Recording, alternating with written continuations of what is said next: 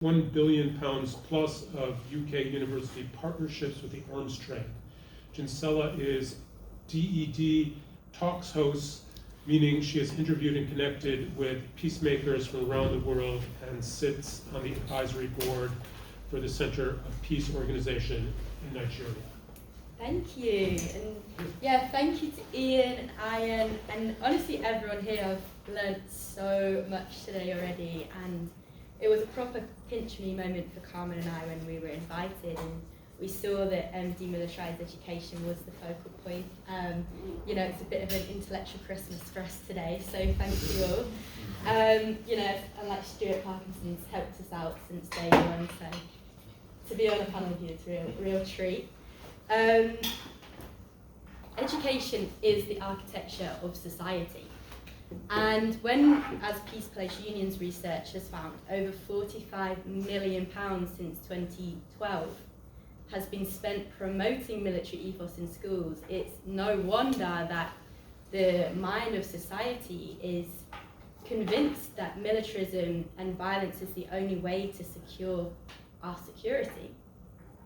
And I was a culprit of that as well 5 years ago when I started this journey. Like, although I saw that we were missing a lot of opportunities to actually create peace, I didn't think peace was possible, and I thought it was naive and, you know, irrational to even talk about peace. And 5 years down the line, and having spoken to you know, people like yourselves, creating these intellectual pillars for our work, and peacemakers on my talk show, I'm now convinced it is completely possible, and that there's been so many smokes and mirrors put up in our society for us to completely lose track of the innate hunger for peace that we all have. And this really led me to understand the kind of crisis of imagination that we see today in our societies. And I wholeheartedly believe that if we are to achieve something, we must fully believe in it. And the government spending that we see around the myths that sustain the global arms trade means that they believe that too. And this really takes us back to the university space, and the way that the lack of trust in there right now is, and the marketisation of it, is really preventing the imagination, which lets us trust our intuition and lets us follow the human values that, you know, guide us in other parts of our life. The crisis of, you know, trust in higher education is really, really crazy, and you just have to go into YouTube self-help space to see what the impact of shaping students' experiences around future labour markets is. Everyone on there is like, well, if the objective is money and you're going to charge me to eventually make money, then I don't need to go to university. You know, they'll find other routes instead of pursuing critical thought and societal purpose. And it's fair enough, really, when you look at it through that lens. You know, why would you spend so much money to go to university to be treated as a consumer and not actually be able to explore the intellectual capacity of your mind? But cracks enable light to shine through. And for all those still attending university, last year there was over 8 on-campus protests, all for kicking arms out of education. And one example of the successes at Nottingham Trent, they prevented BAE Systems from coming to a careers fair there. And I have to say as well, that is actually a bigger figure than it seems, because this is during the time of the cost of living crisis. You know, at Manchester University, students have been facing horrible conditions, and actually this year students came together and withheld over £2 million worth of rent and held a massive strike, and there's big disciplinary hearing that's happening, and actually the results just came out last week on that. So for them to have that much of a struggle on campus and still be making space for demilitarising education is really, really positive. What's also really positive is our researcher, Kopi, has been conducting a survey with STEM students, And the analysis of this results is still preliminary, but the most dramatic and impactful data that can be cited so far is that of all the students surveyed, the overwhelming majority of STEM students expressed a preference for civilian work over military work, even at much higher rates of no preference. Also, the majority of STEM students expressed a preference for national budgetary policies to increase opportunities for civilian employment. War is no one's first choice. And as the university is often seen as a microverse of our society, this data represents yet again the push towards economies that actually value life and don't benefit industries that profit from the very issues that we are trying to avoid. And economies where public wealth actually prioritizes the wealth of the public. You know, we cannot fight we cannot fight climate change with combat drones and health crises with fighter jets. And the government's strategy to capitalise on the capabilities of UK industry and academia should clearly be to meet the security needs of our time. And of course, to stop the unfathomable suffering that's happening right now at the other end of British weapon sales in Yemen, Palestine, Sudan, Ukraine, and beyond. And then the evil, plain evil treatment of refugees arriving at our borders.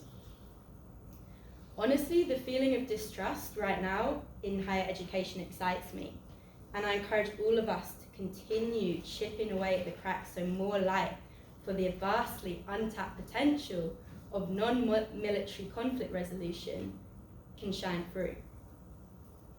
Now, at Demilitarise Education, we wholeheartedly believe that higher education has the power to transform society, and we work to make sure that that power is used in favour of peace and not war. We've created the world's first university in arms database, and we've been working with students and will be working with students over the next 2 years to teach them how to research their university's involvement in the military and defence sector and how to upload it to the university in arms database. So far, this is, as you've heard today, has led to the uncovering of over £1.3 billion worth of these partnerships. And before I explain what those partnerships are made up of, I just want to add that the other really important element of our database that all academics should know about is that we're not just tracking the value of these partnerships, but also any student action that has taken place on campus to try and prevent these partnerships.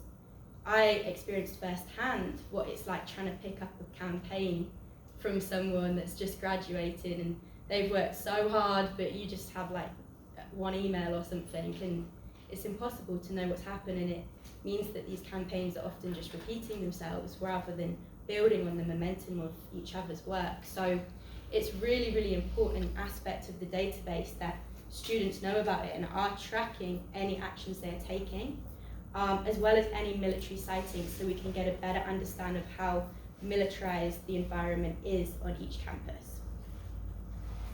So the £1.3 billion is made up of 3 different partnership types. First of all, research partnerships. So this is when arms companies are giving money to departments to build arms-orientated research or military research. Then we have the academic partnerships, which is when the arms companies and military pay the departments for consultancy and the promotion of careers within their organisation. And then the financial, which is when the university itself buys shares in the arms companies, so to profit from them. Now, the database is a central part and an essential transparency tool within this movement. You know, for the first time, students across the country can actually use this data to hold their universities to account for their complicity in war. And this is a part of the demilitarization model, which is made up of 3 stages: the engagement stage, gratification, and implementation, all focused around the adoption of the Demilitarised Education Treaty. So the engagement phase is building, and this is what we're working really hard on doing, a consistent amount of data on each university. Our database is actually being updated at some point over the next few weeks. Our poor web developer volunteers have been, we've had a few months of delays, but we're nearly there. And once that go live, we'll be working even harder, and we appreciate any of you guys to look at our database and, you know, pull cracks at it so we can really, really improve it and make it a highly citable database. But yeah, so the engagement phase is getting the data we need to actually engage the university with the opportunity of signing the treaty.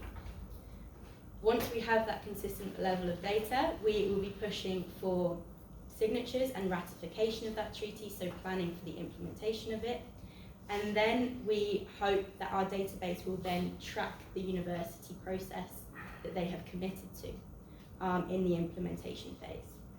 So I'll just give you like a quick overview of what the treaty is. On commitment, we're asking universities to, right on time, we're asking the universities to be transparent about any partnerships they have with the military and defence sector and actually upload it to the database. We're asking them to take up no new partnerships.